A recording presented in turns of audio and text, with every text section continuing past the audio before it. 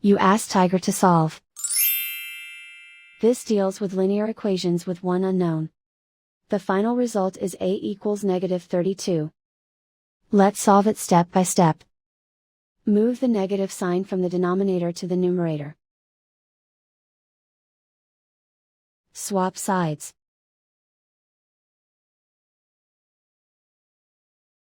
Group all constants on the right side of the equation. Add 5 to both sides. Simplify the arithmetic.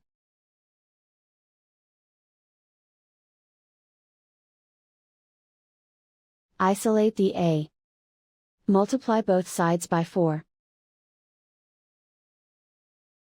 Group like terms. Multiply the coefficients. Simplify the arithmetic.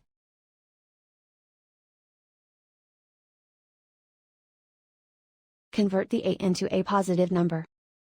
Multiply both sides by -1. Remove the ones. Simplify the arithmetic. And so the final result is a equals -32.